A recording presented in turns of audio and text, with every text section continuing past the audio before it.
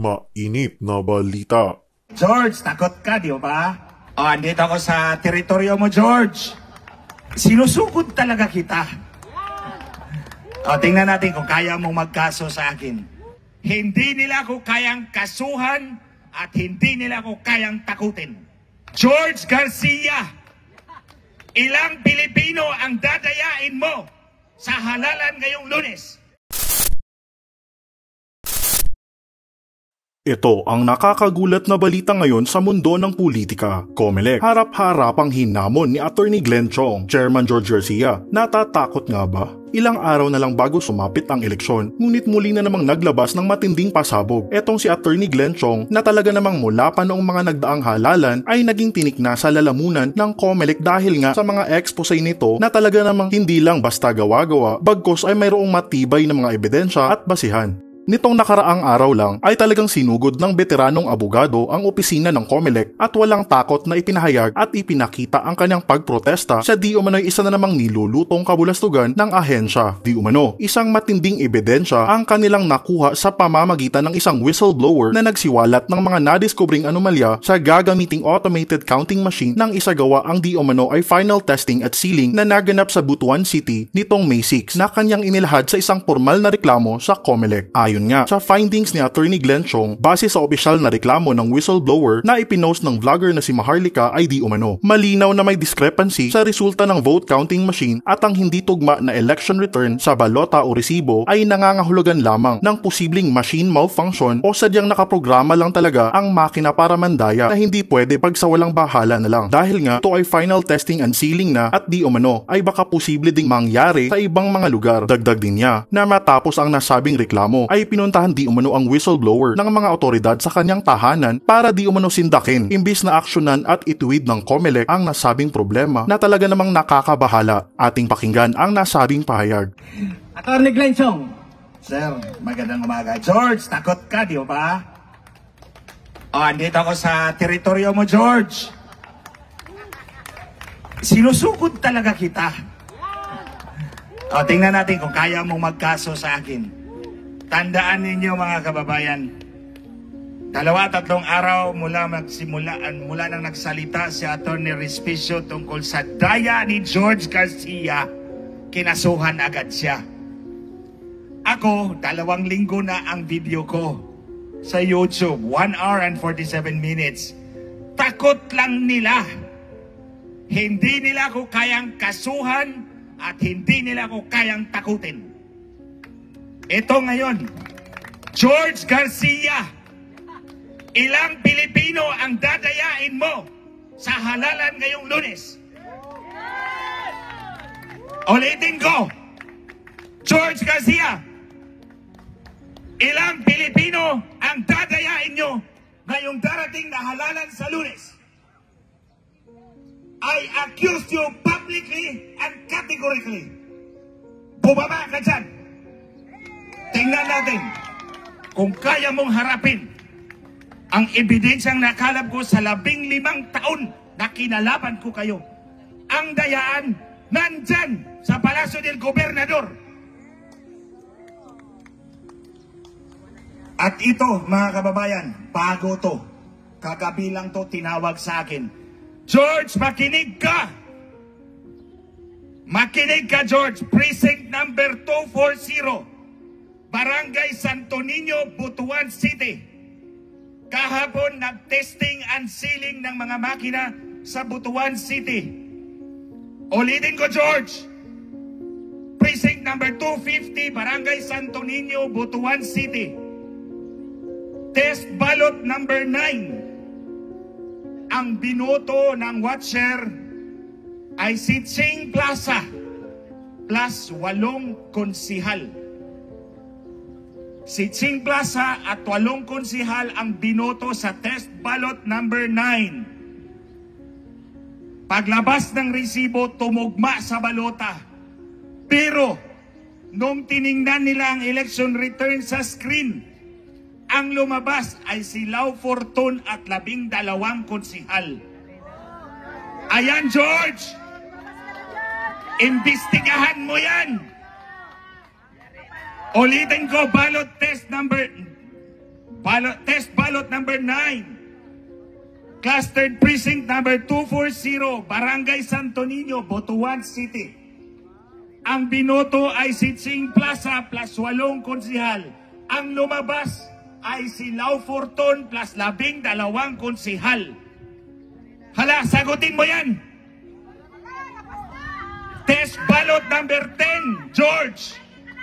Ito ba, test ballot number 10. Ang binoto ay si Ching Plaza plus si Lau Forton.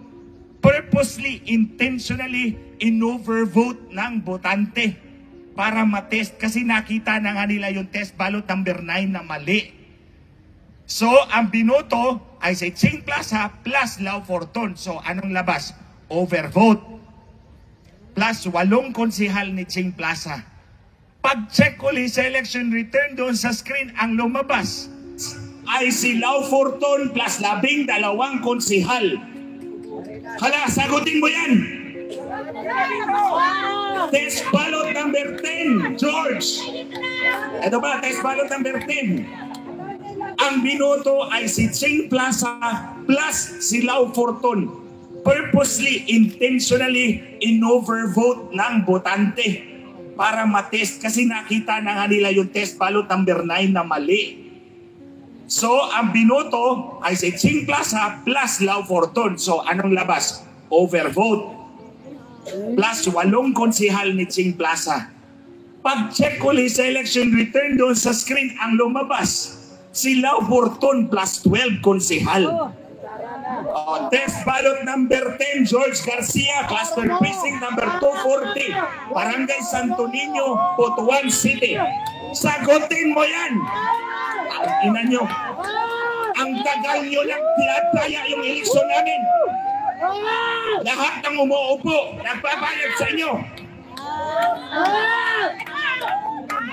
Ayong ebidensya ko noong 2010, 2013, 2016 at 2019. Bakit hindi nyo sinasagot hanggang ngayon?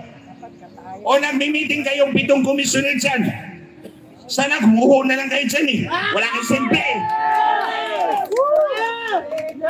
Ito, categorical to public accusation of an institution that is the cause of the problems of this country.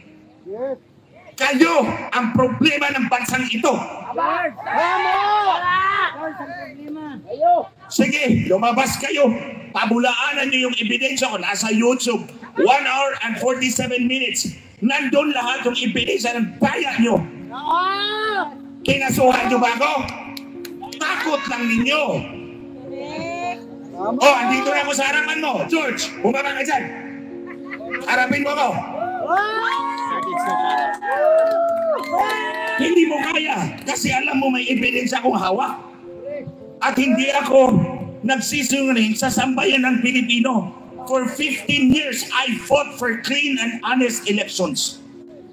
At ito ang kalaban ng sambayan ng Pilipino para malaman ninyo ang COMELEC, ang rason kung bakit naghihirap ang bawat Pilipino. Sa pagbibenta ng mga eleksyon, pagdaya ng eleksyon, kailangang tuldukan natin to. Nandyan yung affidavit ko. Malinaw ang sinabi ko. Nakipag-usap si Lisa Marcos sa may-ari ng Smartmatic para dayain yung eleksyon noong 2022. 15 pages yung affidavit ko. Sinagot ba ni Marcos? Hindi. Kinasuhan ba ako ni Marcos? Hindi. Dahil totoo ang sinasabi ko. George, ulitin ko, ilang Pilipino ang dadayain mo ngayong Lunes sa araw ng halalan? Mabuhay ka, Tony Glenson! Mabuhay, Tony Glenson! Hinahamon ko talaga itong hinayupak na to. Hinahamon ko talaga. Ang gagaling nyo, 7 kayo dyan eh. Bumaba kayo dyan at harapin nyo ako. Anong ginawa nyo? Tinanggal ako sa Facebook. Tinanggal ako sa Facebook 3 buwan bago ang halalan at ibabalik 3 buwan matapos ang halalan para hindi ako makapagsalita. Sinagot na ako ng mga abogado ng Facebook. Ang sabi nila mag-iimbestiga sila at pinadala ko yung affidavit ko kay Lisa Marcos na nandaya siya para malaman ng mga Amerikano na mandaraya talaga si Lisa Marcos. Oh. Tingnan ninyo, nandoon siya sa Roma. Hindi pumunta si Marcos para makipaglibing kay Pope Francis. Pumunta siya para makipagkita kay Donald Trump. Dinedma siya ni Trump dahil alam ni Trump na mandaraya si Lisa Marcos. At ang enabler ng daya, itong Comelec. George, ilang Pilipino ang dadayain mo ngayong araw ng sa Lunes, sa araw ng halalan? Bumaba ka dyan at sagutin mo ako. Kung malinis ka. Kung malinis ka. Pero kung hindi ka bababa, may tinatago ka. Tulad ng sinabi ni General Rio. At sigurado ako, kaya nga nandito ako sa harapan ng mga demonyo eh. Kasi alam kong hindi makakasagot yan eh. Alam kong hindi nila ako kayang labanin. Kaya dinadaan nila sa mga insidious machination, tanggalin sa Facebook. Pero hindi kayang kasuhan at hindi kayang kumprontahin. George! I'm sure naririnig mo ako. Andito na ako sa bakuran mo. Bumaba ka dyan at sagutin mo ang tanong ko, ilang Pilipino ang dadayain mo sa araw ng halalan? Magandaan yung paghuli sa kanya. Yes! Mga kababayan, sino ang bibili ng halalan natin? Ang drug lord, ang crime lord, ang wetting lord, at lahat ng lord na wala sa langit. So alam nyo, wala tayong puwang doon. Kailangan magkaisa tayo at labanan itong automated, syndicated cheating ng Comelec. For our friends there who speak English, we are here. We're protesting because they have been cheating our elections. And that's why I'm here in front of the Comelec, the Commission on Elections, fighting for the future of my country. And I am challenging them to come down and disprove the evidence of massive election cheating in 2010, 2013, 2016, 2019, and 2022 general elections. And they're going to cheat again our elections this coming Monday. That's why I'm telling them, how many Filipinos are you going to cheat on Monday, on election day? We will not stop fighting for the future of our country because this is the only country we have. It is our future. Bahala na silang bibitayan ng taong bayan. George, bumaba ka dyan. Naantay kita. Bumaba ka dyan, George. Ikaw talaga yung enabler ni Lisa Marcos. Kaya nga hindi ako tumakbo eh. Kasi alam ko si Lisa Marcos ang magbibilang ng boto. Through George Garcia. Kaya ayan, George, sagutin mo yung cluster precinct number 240, Barangay Santo Niño, Butuan City. Sagutin nyo yan. Kasi hindi ako titigil sa pagdakdak at pag-expose sa inyo, sa inyong dayaan. Ulitin ko, George, sa Lunes, ilang Pilipino ang dadayain mo, ang kanilang kinabukasan, ang kanilang boto. Bumaba ka dyan at kasuhan mo ako para doon tayo sa korte magsuntukan. Kung gusto mo ng physical na suntukan, hindi kita atrasan. Itong mga sinasabi ni General Rio, totoo yan. Lumabang ka ng batas! Lahat ng sinabi ni General Rio, yung sinabi niyang isang IP address lang, nandoon na yan noong pang 2010. Ang sabi ni General 198.168.0.0.2. Noong 2010, it is 127.0.0.1. So kaya, naniniwala ako na tama yung sinasabi ni General Rio. And we are here for a purpose. Sana marami tayo. Kasi hindi naman magtitinag yan eh. Hindi matatakot yan kung ganito lang tayo. Pero kung dadami tayo, matatakot din yan. Lahat ng may puso, may kaba. So huwag nyo kaming takutin dahil kayo, kaya nyo rin matakot. Diba?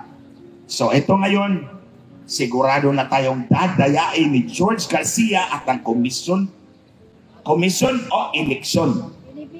Oh. Nagets ninyo? Yes. Hindi commission on elections yan. Komisyon o eleksyon. Kung magbayad ka ng komisyon, papanalo kita. Kung ayaw mong magbayad, mag-eleksyon tayo. Kaya komisyon o eleksyon, pumili ka. Oh, yan. So mga kababayan, hindi naman tayo totally na walang solusyon. Meron tayong solusyon. Ito yung solusyon ni Jay. Bilangin natin ang voter receipt, ang boto na nasa resibo natin para masiguro natin na hindi tayo madadaya na mga lilalang na tulad ni George Garcia. Okay, finally, George, hindi ka bumaba, takot ka. O ulitin ko, George, sa Lunes, sa araw ng halalan, ilang Pilipino ang dadayain mo ang kanilang boto at kinabukasan. Maraming salamat po mga kababayan. Maraming salamat, Atty. Glenn Chong. Mabuhay ka. Brother John!